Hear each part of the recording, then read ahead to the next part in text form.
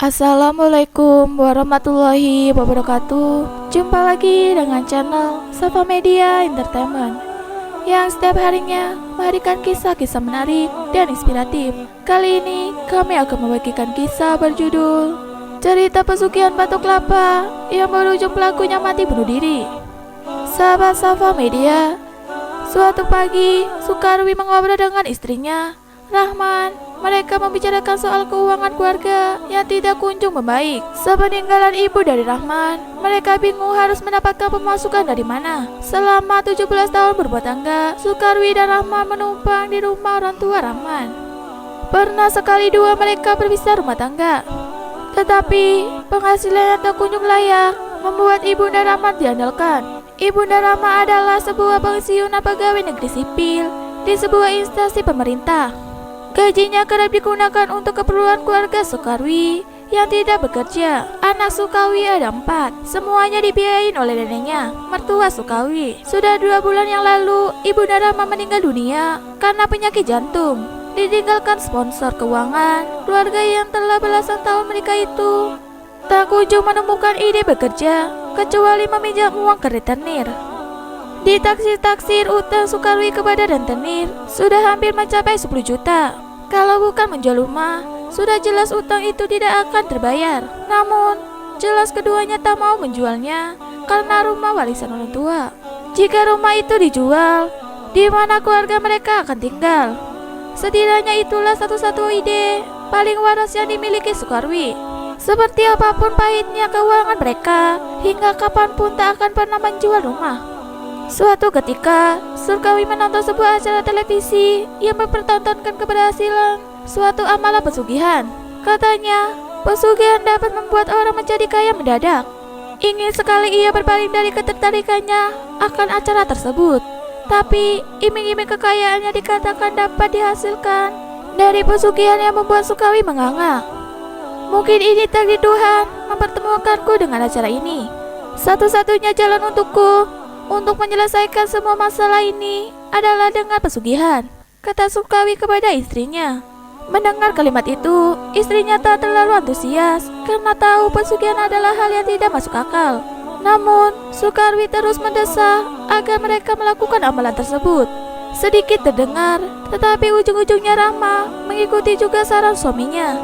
Diaturlah kemudian kapan mereka harus pergi ke seorang dukun yang dapat menuntun mereka. Amalan mudah saja. Pesugihan ini tanpa tumbal, tanpa korban apapun. Kalian cukup rajin saja menyimpan batok kelapa di rumah orang-orang. Tapi jangan sampai ketahuan, kata sang dukun. Tanpa mereka membawa anak-anaknya, Sukarwi dan Rahma menemui dukun yang sudah mereka cari tahu jauh-jauh hari. Mendengar tuntunan dukun, mereka hanya diam dan mengangguk. Syaratnya, kalian tidak boleh menggunakan batok kelapa tua, harus kelapa muda. Lalu, sebelum digunakan untuk memancing, siramlah batok kelapa tersebut dengan darah kelinci yang segar. Biar saya yang mengirim utusan ke dalam batok kelapa tersebut, kata Sadukun menjelaskan lagi. Apakah itu bukan mencuri namanya, Mbah? Kata Rahma dengan polos. Dengan responsif, Sukarwi cepat-cepat menepuk paha Rahma sambil melototinya. Tidak, ini tidak mencuri dari siapapun. Batok kelapa itu akan menyalin rezeki yang ditakdirkan Gusti Allah kepada orang-orang yang bersangkutan, kata sang dukun meyakinkan.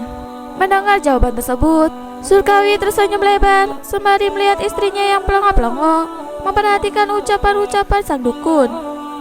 Pesugihan batok kelapa itu benar-benar manjur. Setiap dini hari, mengambil batok kelapa yang ia pasang pada malam hari dengan keadaan yang sudah terisi uang. Uang yang terisi di dalam beragam, kadang ratusan ribu, kadang hanya ribuan saja. Semakin banyak Sukarwi menyimpan batok kelapa, maka semakin banyak pula uang yang didapatkan.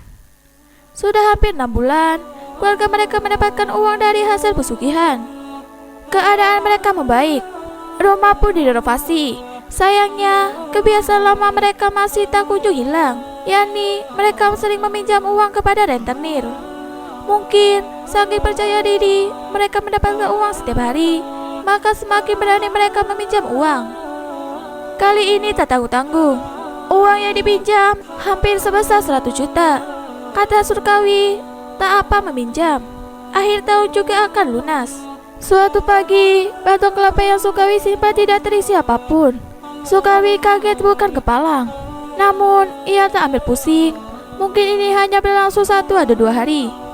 Siapa sangka, ternyata batok kelapa tersebut selalu kosong selama beberapa hari.